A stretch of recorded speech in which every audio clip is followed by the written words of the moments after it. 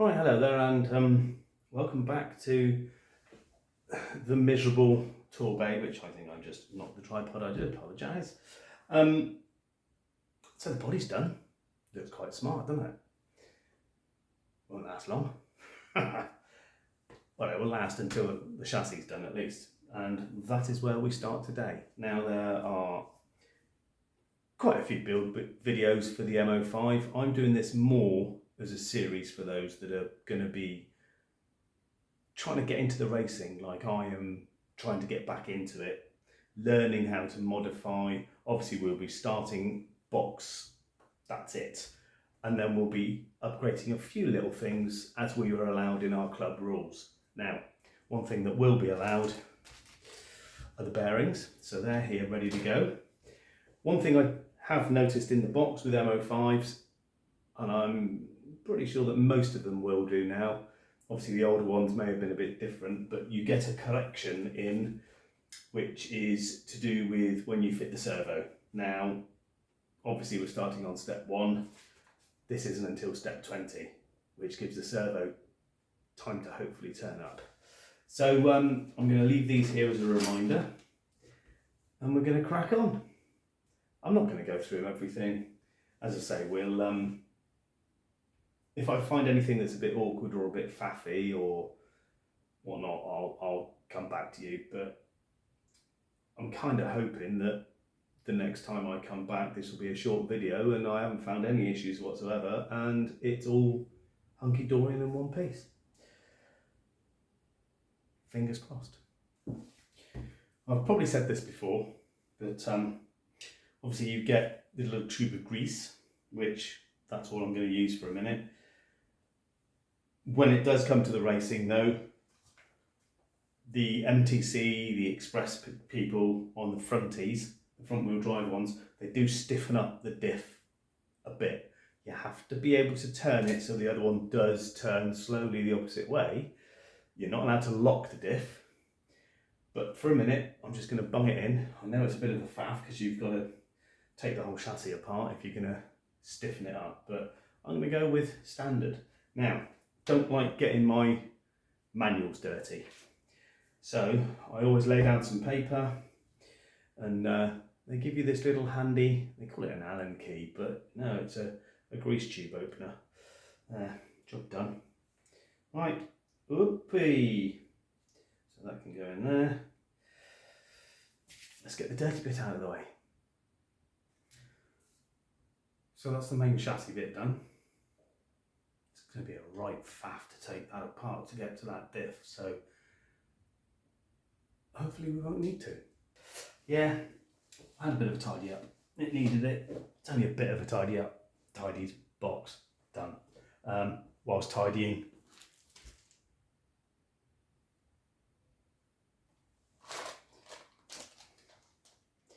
it appears I already bought a set. Hey ho. Right, so let me, I've missed a bit. Let me just, should we do a bit of, let me just find the C parts a minute. Boo-doo-ba-doo. There you go. So, bit of Workbench Waffle while I'm doing this. The Avanti sold. Don't know how I feel about it, to be fair, but it's sold for an alright amount. I am wondering with my truck, the Scania, kind of thinking I might just go for the MFC, the Tamiya one. Excuse me, I'm cutting another part, and that's it. And because it's my first build, I'm thinking of going down that route, just because I can follow the manual and sort it out that way. It's a little bit daunting, but I am thinking that I could go with the, what's it called, the beer unit. Got to learn to program it. It looks, I've been watching Hobby Concepts. I think that's his full title. I do apologise if it's not.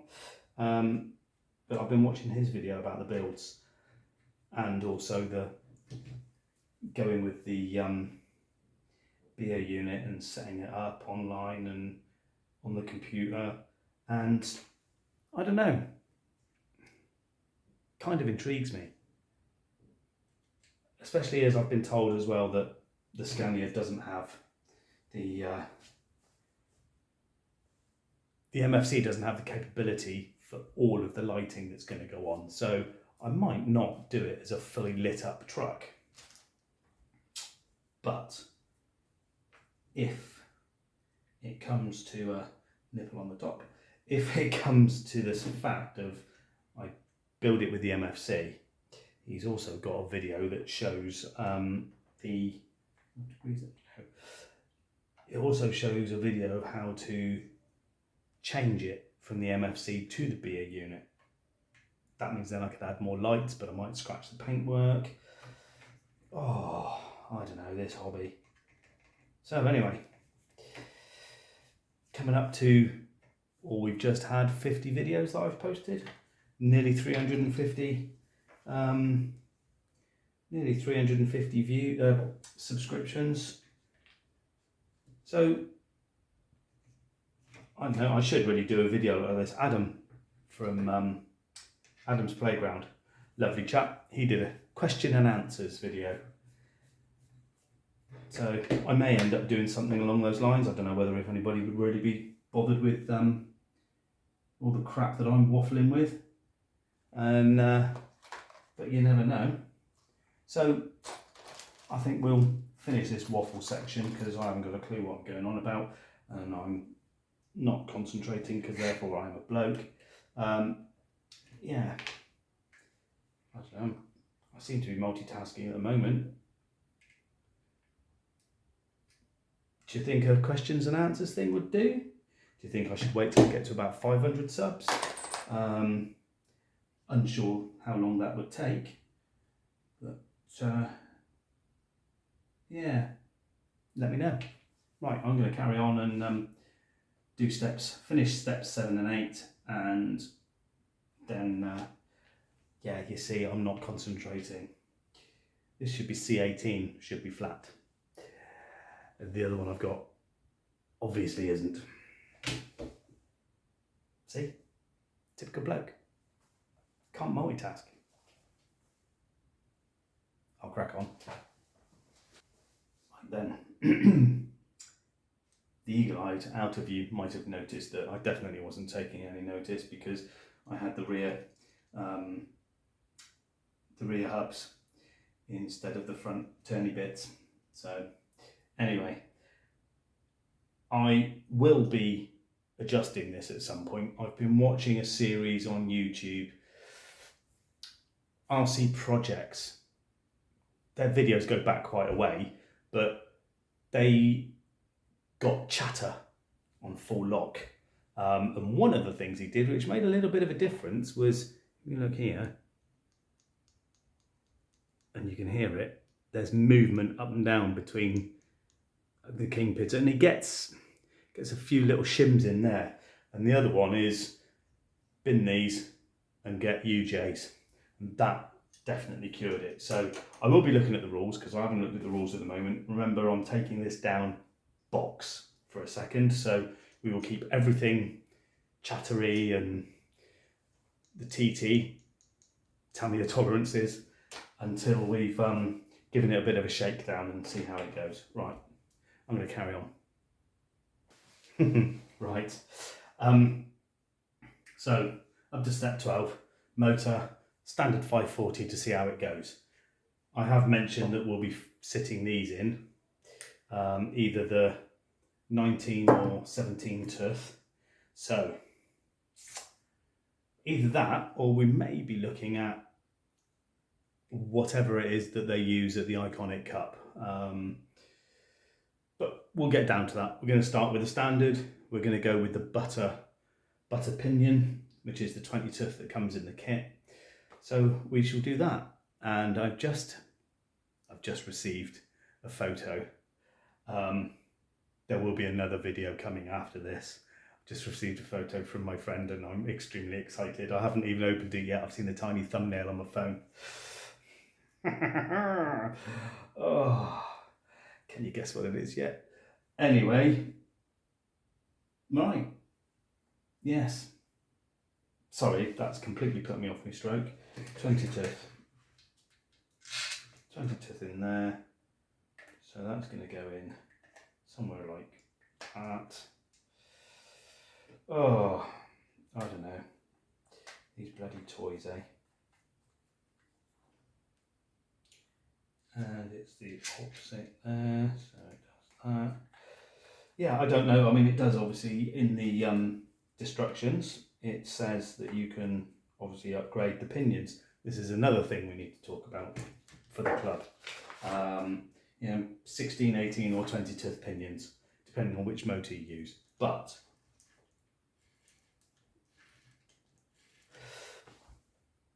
we'll just have to see what we do down there once we get it running.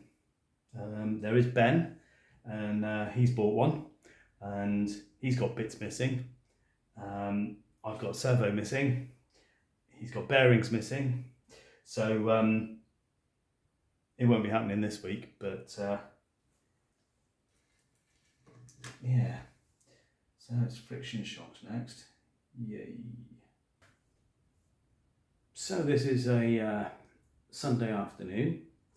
As you can see, if you've been looking at the footage from the previous videos, I've actually been outside and done some adulting and removed the decking, which, it's I've been covered in spiders all afternoon, so I've had a shower and I'm just sitting here chilling now, and this has just been finished.